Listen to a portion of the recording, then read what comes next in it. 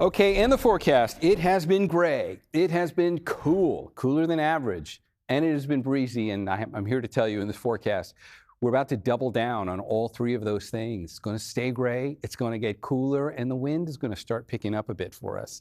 That's what it looked like today from the city. Time lapse, clouds never cleared there. And if you look at it on the virtual set, this is the last 3 hours, and you can see what that pattern looks like. Just this persistent patch of marine layer hanging out right over not just the city, but down the peninsula away. It's probably down to about San Bruno and all the way over towards the East Bay, where you never really cleared over here either.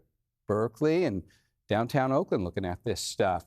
So it's going to happen again tomorrow. We'll see these clouds build in the same way. By the way, look at where it was this morning. This is how widespread it was if you go back to 9 a.m. on the timestamp there. Everybody wakes up to gray, and if we play it forward here, you can see how it took its sweet time in clearing out. I just wanted you to see that because that is a preview of exactly what it will do tomorrow.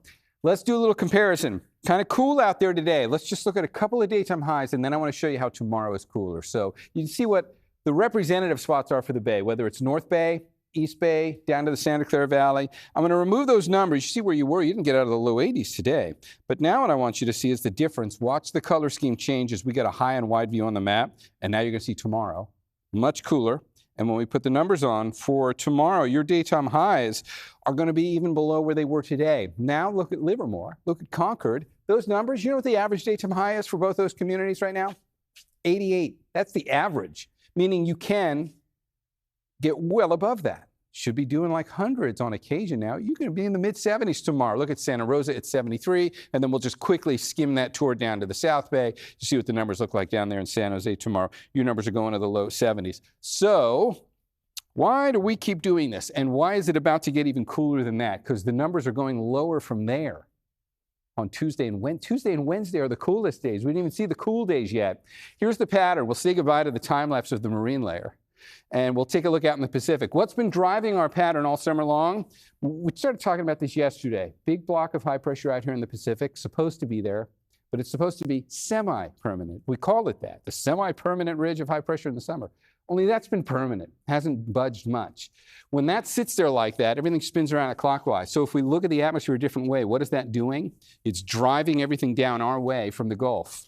Get these weak little areas of low pressure in there and put the satellite on it. You can see it. Maybe it doesn't show up that well here, but it does on water vapor. Here comes the next one. Next little area of low pressure coming down out of the Gulf.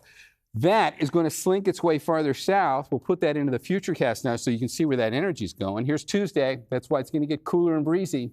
And then from then on, it's just going to sit there for a few days, spinning its wheels out there. Temperatures are going to continue to stay cool. It's going to stay cloudy. Boy, that marine layer is really going to get an assist in a pattern like that. And that kind of is, at least as a little behind the scenes explanation for why we have been doing this and why it's going to continue to look like that out there with all the gray skies. That's your inland microclimate. Remember, the daytime high should be in the mid and upper 80s.